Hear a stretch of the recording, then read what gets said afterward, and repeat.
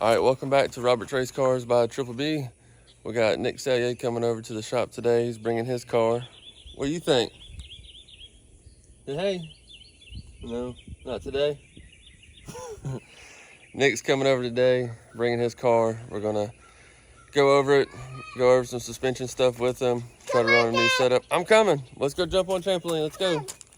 We're gonna go jump on the trampoline until Nick gets here.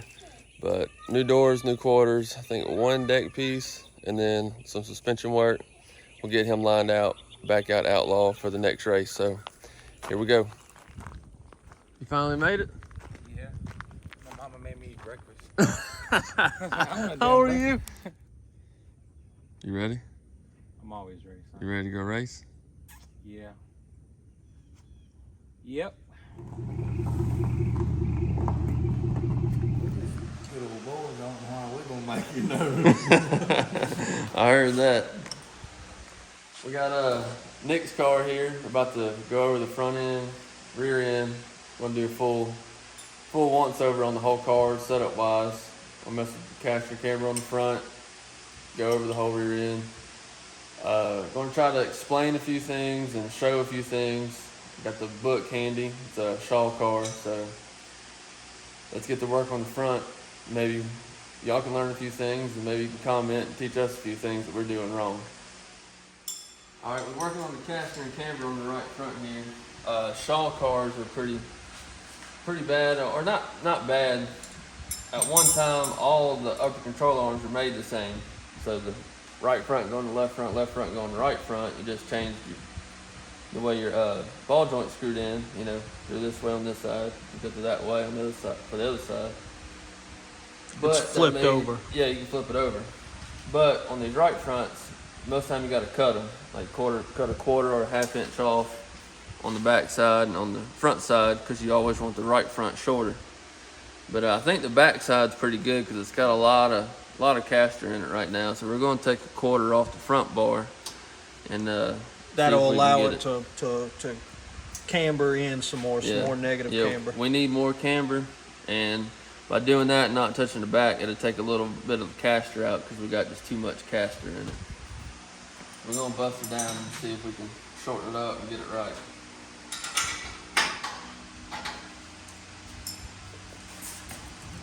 Righty loosey, lefty tighty. Something like that. You just start pushing it one way and if it don't break loose, then another way. Alright, since you can run it out with that thing.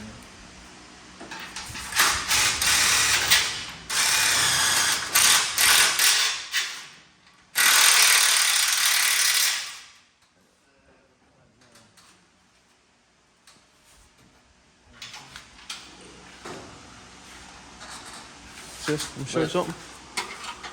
All right, now do it.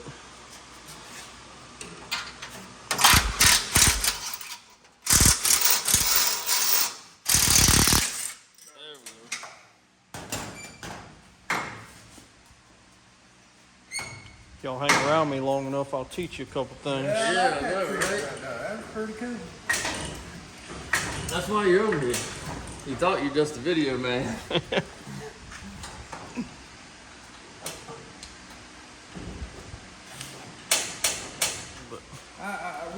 We gotta get a supporter band, you know? Yeah. I have to call the shop manager. Get one. Don't try this at home. Yeah, don't try this at home. You got some glasses and you need That's what I was saying. Don't try it at home. I don't know. All right, so we got it cut. Look at that. Threads line up per. That's a good straight cut, man. Every now and then I can do something right. You can't even tell. you done a good job. I told you I've cut a couple of these before. Yeah, I got a set ordered. Whenever I run into them, I'm gonna keep them in the trailer and go give them a set back. Them wheel studs from the other night? Mm-hmm. You didn't even give me a shout out for loading your grinder. Man, I'll get you on this one. Look at that. Man, perfect. I'm gonna leave it loose for now.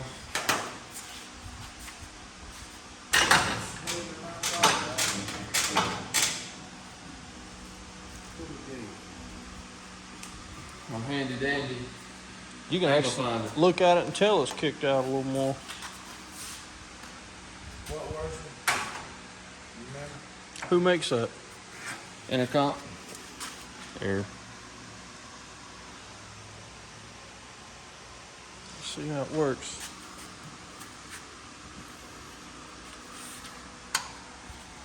Sometimes it's hard to get in there With a tire. just on to it. see. Yeah.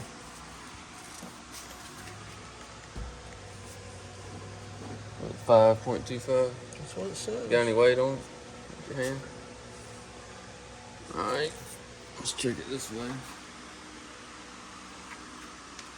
8.20. No, it's changed. 820. Can't see it. There we go. 820. That's actually pretty damn close.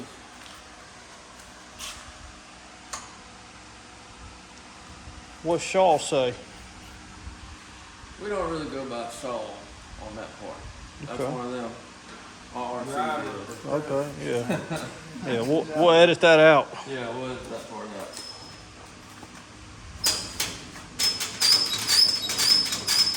WD-40 on that Yeah. thing. That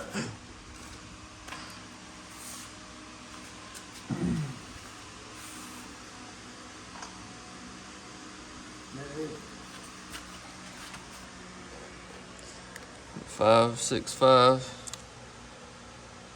A little more than about 5.5. That's what I call 5.5 in my house. 5 5/8. I think 6/8 is 5/8 or 6.25. 780. It was 820 for 780. Yeah. Yeah. 7.5. That's what I call 7.5. 7.60. I think we're gonna lock it down right there. You're cutting yourself short, man. I like to give myself every bit. It all matters. The way I see it is, first time you hit a skidder tire, it don't matter anymore. All right, we got the car up on jack stands. Look at the right rear. You always want to make sure your trailing arms are the correct length. You go center of heim to center of heim. They got them written on this car up here on the plates. The top one's 16 1/8, bottom one's 14 1/8. That's standard Shaw measurements. You always want to go by the standard Shaw holes. Hard to see, everything's black, but 1, 2, 3, fourth one up with the upper. Shaw says second one up, but you're lower. I like to go to one higher. Helps the car turn on the throttle a little better. You can turn it off the cushion if you need to cut across the racetrack a little better. Just gives a little bit more front end positive. You always want to make sure you're in the correct holes on your bird cages. This one I had to adjust on a little bit. I had to go back to the standard hole. It was all the way at the bottom beforehand. And just getting everything back to the book. 99% of cars have a book to come with them. And if you get them exactly how the book says, and then you adjust from there, you can't hardly go wrong. When you look at the pull bar, we've got a biscuit bar on this thing. So we're in the middle hole in the frame, the back side. This is basically center of the rear end versus the axle tube. We're on the bottom hole on the front end. More of a short track deal, a little bit extra angle in it on the ground. Pulling a shock off over there, about to move to the other side. And talk a little bit about the left rear. That one's a little more, not in depth, but a little more going on over there than the right rear. All right, we got the shock and spring off the left rear. We got the shock on the right rear. It's disconnected over there, so it's just hanging. What we did with the jacks here is we simulated ride height. So your ride height on your right rear, you measure from the top of axle tube to the bottom of the upper frame rail. It's 12 1/4. You do the same on this side. You hit the top of your axle tube, measure to the bottom of your upper frame rail here. The left rear is 12 3/4. So we're at simulated ride height right now. So the main reason why I'm doing this is to explain the zero index a little bit. So we got this car to where it's gonna be set up as 0 index left rear. I'm trying to get a good way here. It's hard to see past this rotor. Yeah, a little light would be all right. So a big misconception about the 0 index, I actually thought it was this way whenever I first heard about it, is what you're doing is rotating your bird cage back to where when you get on the bars and all this, falls down, it rotates forward, is you're not getting as much index. But I was wrong. So realistically, your bird cage here, it doesn't move at all. So you have your flat spot here at the bottom. It obviously don't look flat right now because we got the car all cattywampus. But your actual bird cage itself is not moving from your standard setup to your 0 index setup. What you're doing is you're moving this lower trailing arm forward. So this is your stock, your standard. That would be the center of your axle tube. The top one, this one is your standard. It would be your center of your axle tube because you're moving this one back. So you're clocking your mounting points further back on your bird cage on the top, further forward on your bird cage on the bottom. So whenever the car indexes and it rolls forward, from this point, from your upper trailing arm, from there through the bird cage to your axle tube is a lot less rigid with the 0 index. William, let it down for us until the chain grabs it.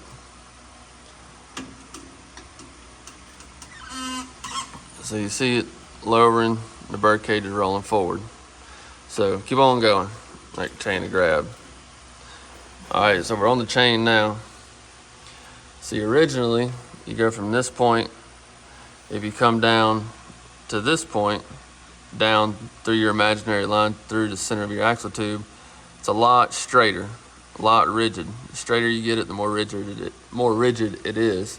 If you go from this point down through here, through your 0 index, further back on the bird cage, then you change directions and go through the axle tube, you got that angle here that's a lot less rigid. So when you get up on the car, up on the bars, the car won't bounce on the left rear. It's just easier to deal with, more momentum style. Lost my train of thought. So you want, I understand what you're saying. When the car's up on the bars on the chain, you want this angle right here to be as close to 0 as possible. Or as close to straight as possible. No. No? So the straighter it is, the more rigid this left rear suspension is. This angle, coming down through there, and then it changes directions to go through here. You gotta think of like if you go straight and it's perfectly straight, it's bound up. You're just pogo sticking on your upper control arm. You want there to be different. What angle are you looking for?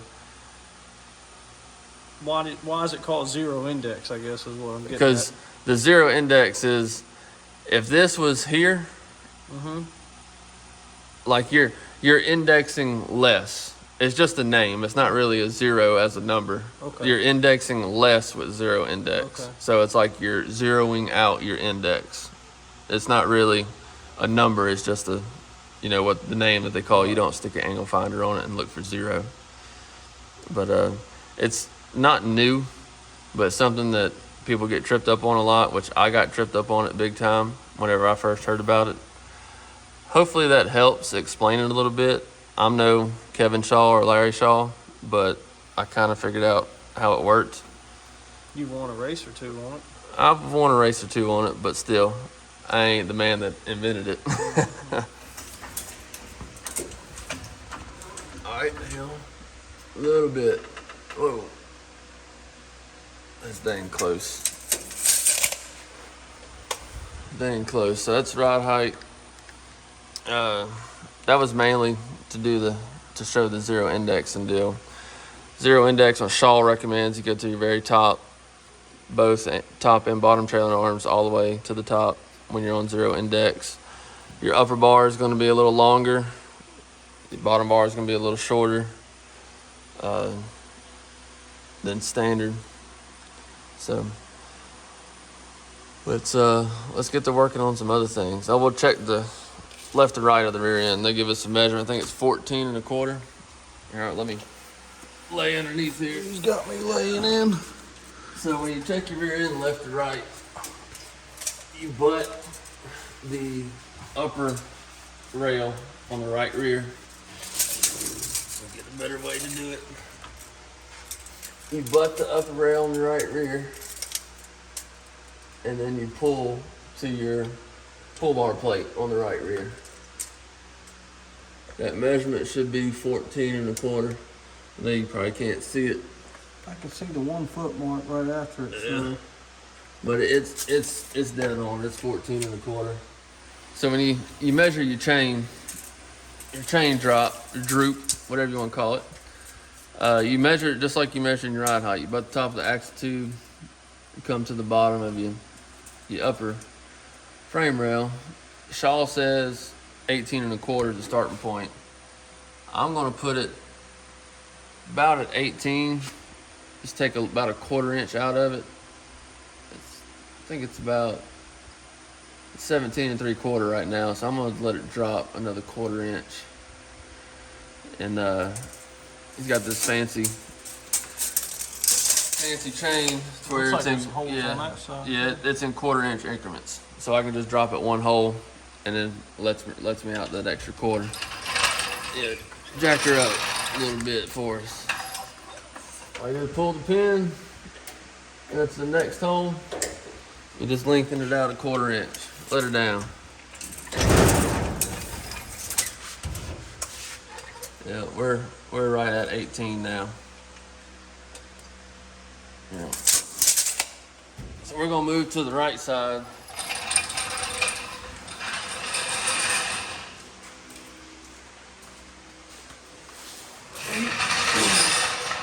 We've got a chain on the right rear also. Wanna butt the top of the upper axle tube and pull to the bottom just like before, just like the left rear. It's at 14 3/4. I like to normally set it at about 1.5 inches or 1 3/4 of drop on the right rear. So our right rear rod height was 12 1/4. What's 12 1/4 plus 1.5 inches? 13 3/4. All right, so that's plus 1.5 inches, 13 3/4. I'm gonna bring it up. We'll give them another inch. We'll give them something to play with. So that's about a 1/4 inch long than what we normally start, which is fine. We'll adjust on the chain a little bit, give them more adjustment later. You can at least let it out if it's a little tight. The chain, what I found, it kind of tightens you up center off. It won't let the car climb up on the bars on the right rear, and kind of takes away traction, I guess you can say, on the right rear. It don't really add it, but when you take away the right rear, it kind of overpowers the left rear and gives you a tight sensation. But I've ran cars with them and without them. I'm still on the fence. My car don't have one, so, but I've been tempted to put one on there and play with it. So. No, don't do it. Might not do it. So if you got all your bars set, everything's in the correct location, all your links are right, your rear ends left to right is good, all that good stuff is set, then you can come out here. We're only going to do the left rear tonight. I'll tell you about the right rear, but we're going to use our spring smasher here shortly. But you find your center of where your shock bolts in on top, your upper shock mount, and you come down here and find the center on your lower. So my center to center looks about 24 1/4.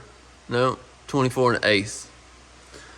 So at full droop, where I want my chain set, from center of heim to center of heim is 24 1/4. So we're gonna come over here to the spring smasher. Got our eliminator here.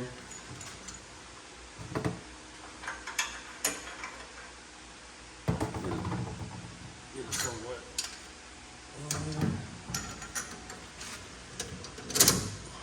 All right. Turn it on. Make sure you're zeroed out. Too All far? No, yeah, come up. Just bump it. Bump it. Alright. So you want it to slide right through.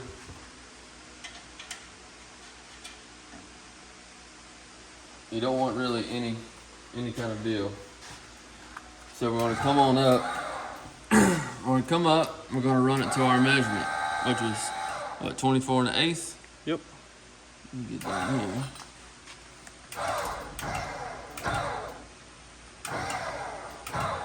I hope you're smoother on the pedal than you are with I that am. switch. Hey, it takes me a few bumps, but I'll get it there. So we're at 24 1/8 on our smasher here. So it shows a little dusty. We got 205 pounds at droop load. So that's rear end fully drooped out. That's how much spring load we got. So Shaw says you want anywhere from 225 to 250 pounds of droop load on your left rear. There's a 100-pound spring, so it's real easy to do it if you don't have a spring smasher. Do it in quarters. So if you got a 100-pound spring, every quarter is 25 pounds. So if you want 250 pounds of droop load with it on the car, you take your measurement. Most 16-inch springs is what we use. So just say if it measures perfectly out 16, you twist this nut down to where you can press it 2.5 inches on the car at droop. You're at 250 pounds of droop load. It's a 100-pound spring. So if you get 125-pound spring, I'm not going to try to do that math right now, but you just got to figure that out too. Break it down into quarters. So every quarter is so many pounds. I think it's like 37.5 pounds for every quarter. Quarter inch or quarter? Quarter inch. Yeah. Quarter inch. So we got a machine, which is pretty nice. So we're just going to run it down until we get to about 225. So the more we run it down, the more load we get.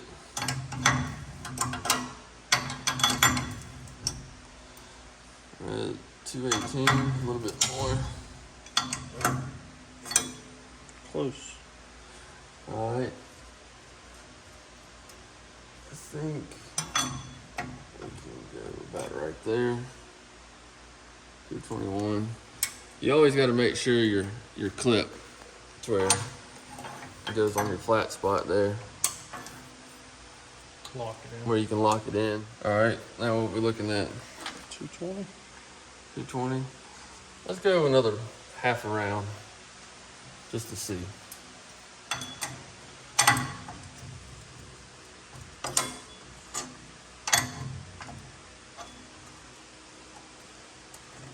$226. 225. I don't know.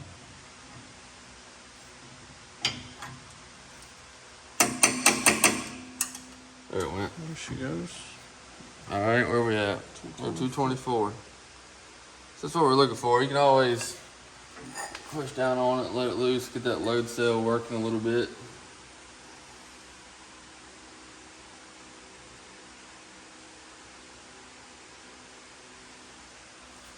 So 224.5. So that's pretty good. All we gotta do is pull it right off of there. So now we got it set. All we gotta do is just bolt it right up, and we're ready to go.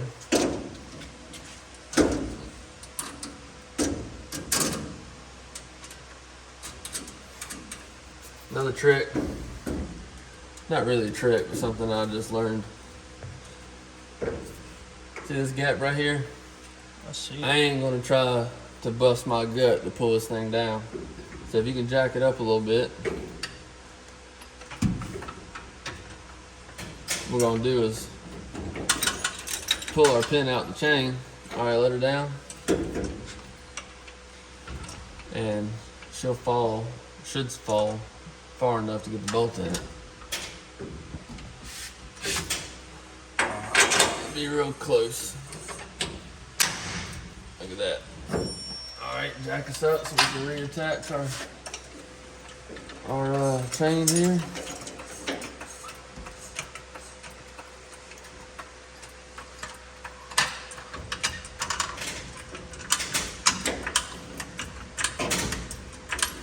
Alright. Alright, let her down. And we're on the money. So, it's a lot easier to take that chain loose and try to get it on instead of busting your gut and try to compress it. Because I only weigh 200 pounds. It's already got 225 pounds of load on it. It takes a lot to get that bolt in there. No. We basically do the same thing in theory to the right rear. The right rear, they actually give you a measurement. Your ride height from center of heim to center of heim is 19.5. I believe Shaw says roughly 400 pounds of load at ride height.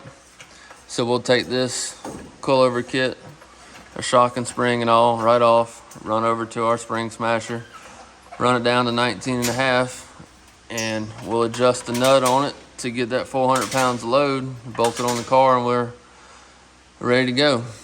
No scaling required. All right, we're back to working on the front end. Now we got the rear end done. I put my tires on the front. The wheel offsets are right, and the stagger is right at 1 inch.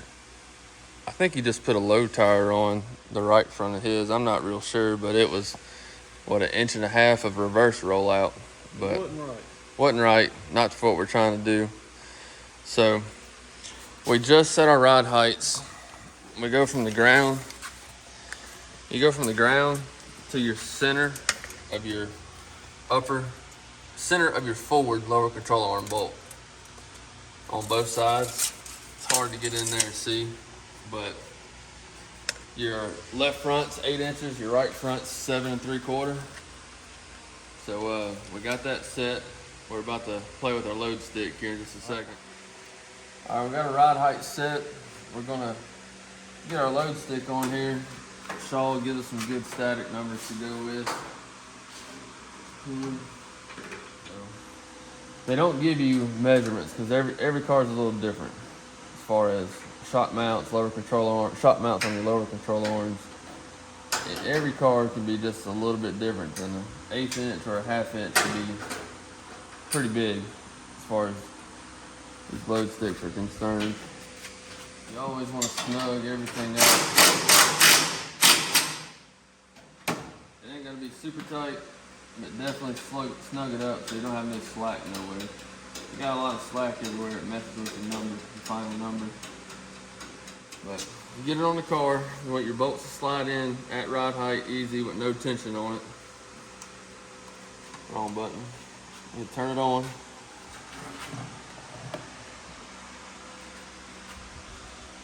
Alright, make sure we're zeroed out, which we are.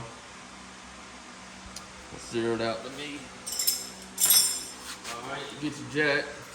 I'll find my jack.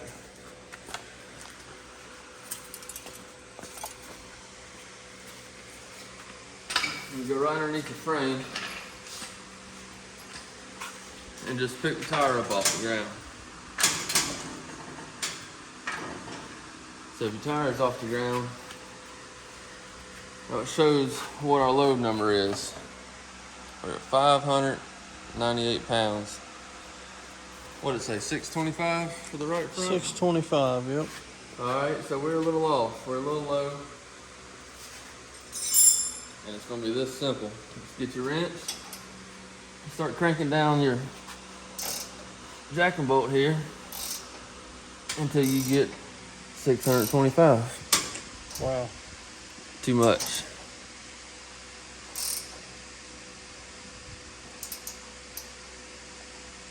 $628. 26. I mean, that's close for my house.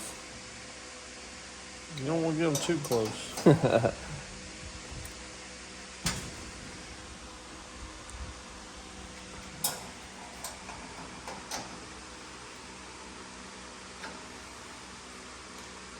That's something. I mean, that's close enough for me. And realistically, that was probably about a quarter turn, if that. Between an eighth and a quarter turn gave us that 25 more pounds. But when you're dealing with heavier rate springs, you know, it's a, what is it, a 500 on the right front, a standard spring for a shawl. It don't take much to get 25 pounds. So we got it there.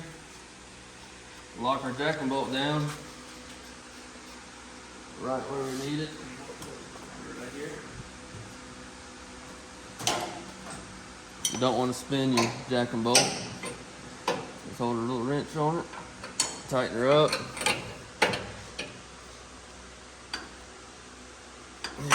Alright, your right front set.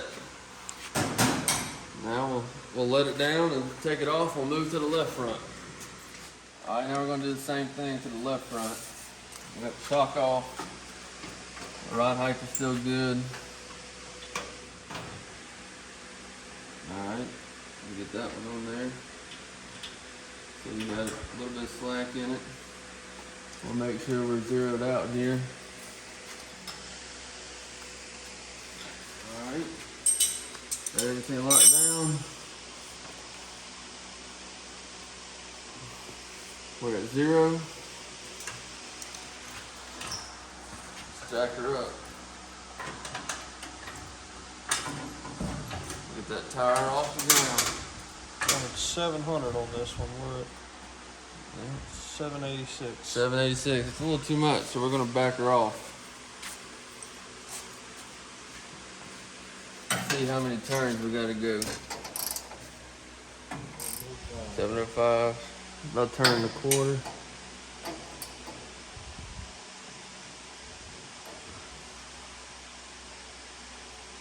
701. Dang gum, we close. Look at that. 700 on the dot. We're gonna lock it down right there. Can you have that big wrench, please?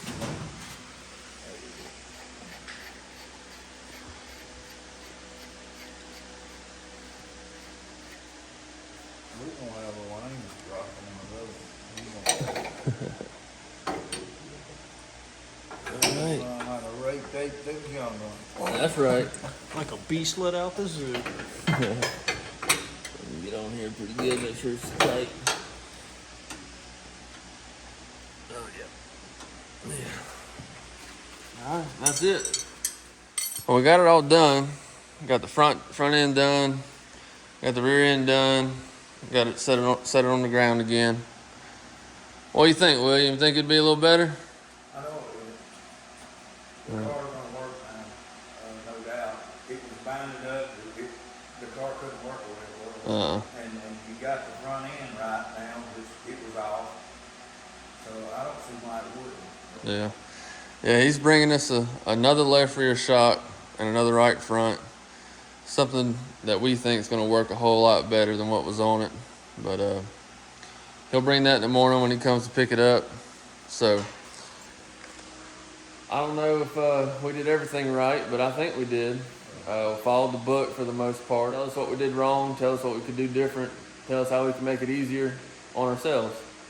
It ain't going to hurt my feelings. Just tell us what we need to do. Or just little knick-knack things here and there. What do you think? Yeah, man. Like, comment, subscribe. Like you said, you know, if y'all got a different way y'all like to do stuff, let us know, and hopefully it'll help us out, help everybody else out as well. Man, you finally made it back. Yeah, finally. A week later. Week later, been a busy week.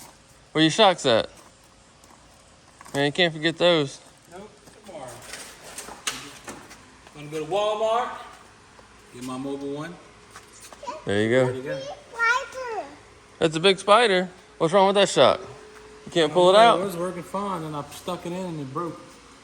Yeah, break. You can't pull it out. It's got some rebound to it. Sorry.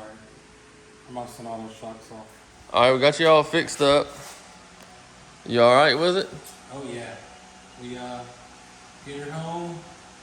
Get change the oil, some numbers on it. get some numbers on it. Got the number 1 order, so hopefully it's here.